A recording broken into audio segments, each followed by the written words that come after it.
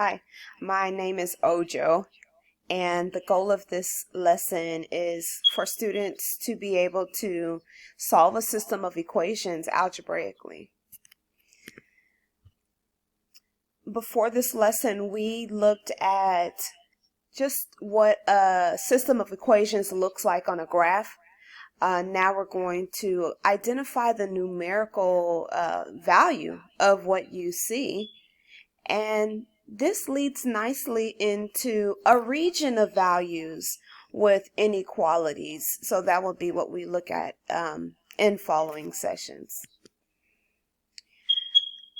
So here's three representations, graphical representations, and a good warm up is for students to use their hands to model which of these three represents infinitely many solutions, one solution, and zero solutions. There's two algebraic methods to find a solution: elimination and substitution. In this video, though, we're going to focus on elimination.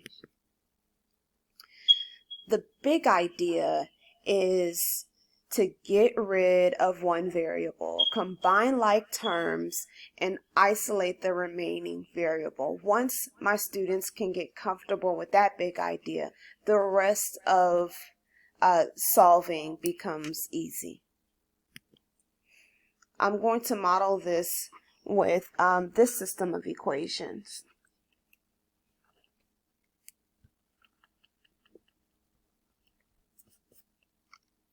So we have, okay, we're going to add 2x minus y equals 7.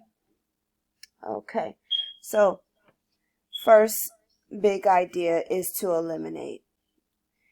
In order for us to eliminate, I like to think, okay, which of these two would be easiest to manipulate, x or y? I'm going to go with y. Now, how can I make this y something that can be eliminated by 3y? That would be a positive 3. If this is negative 3, then I got to make this a positive 3 by multiplying it and everything else by a negative. We would have a discussion of prior knowledge. One prior knowledge is distribution. The other one is integers. So I'm going to rewrite my system. I'm going to keep the original.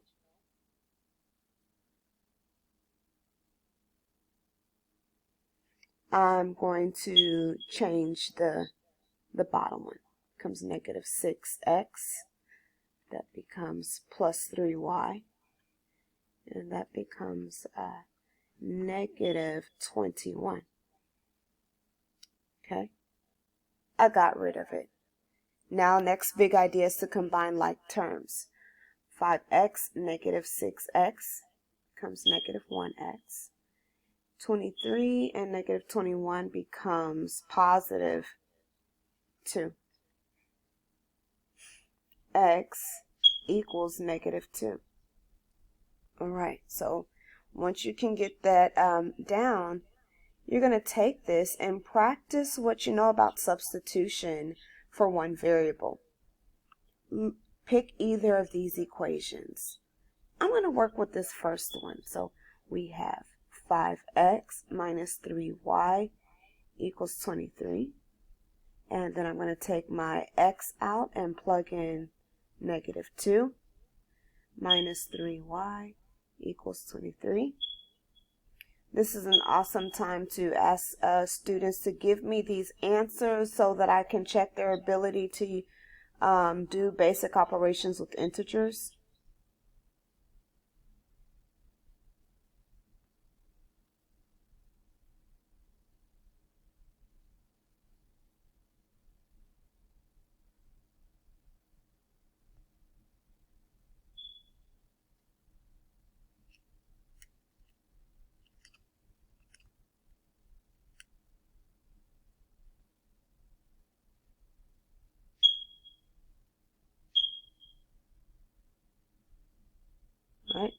So my final answer becomes -2, -11.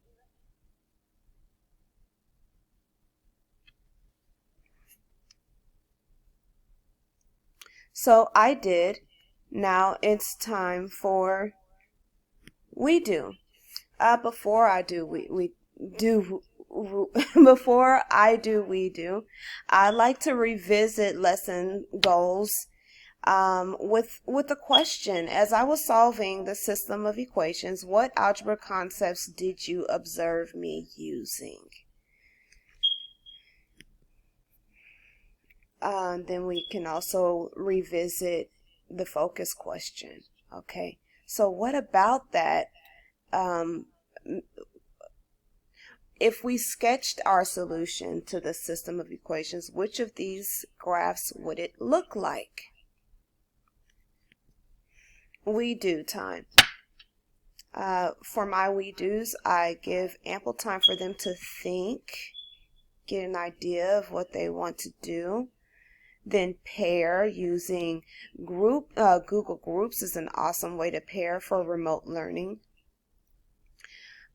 Share with host privileges. So after I give the class time to think amongst their group, one person can present with the host privileges. Student groups can entertain peer feedback. In times like this, I don't like to announce whether your answer is correct or incorrect, but we just entertain possible solutions amongst the class.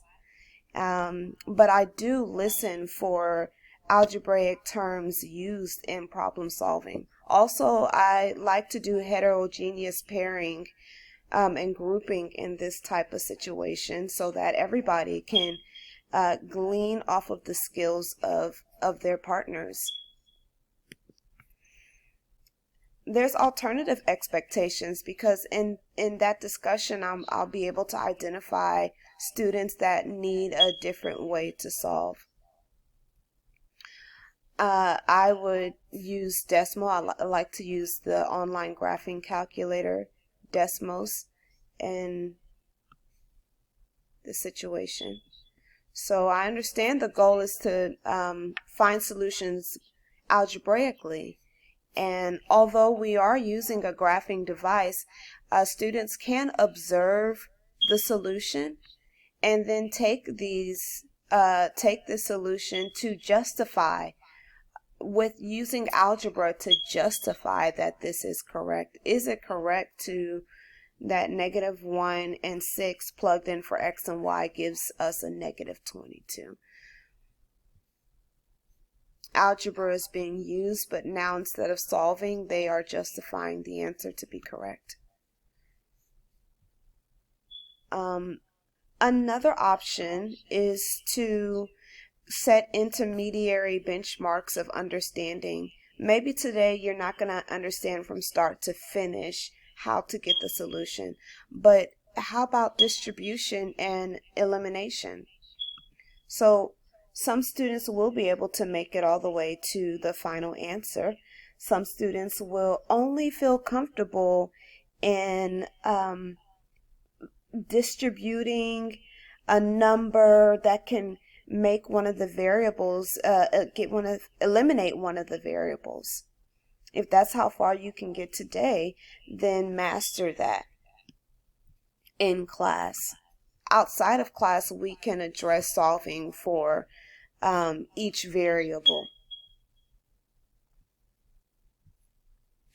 You do. So whether you use the big idea to get a solution, or you use alternatives such as Desmos and just intermediary steps, it's time for you to do what you know. I will allow students appropriate think time, instruct students to either solve on their own or use the private chat feature to text what they know and where they're struggling. Lastly, we'll share answers, and I will lead the discussion on the final answer. So meeting everyone's needs. Going back to the focus question of bringing together graphical displays and actual solution, I can meet the diverse learner with different stages of comprehension questions. Does this system have 0, 1, or infinite solutions? Explain.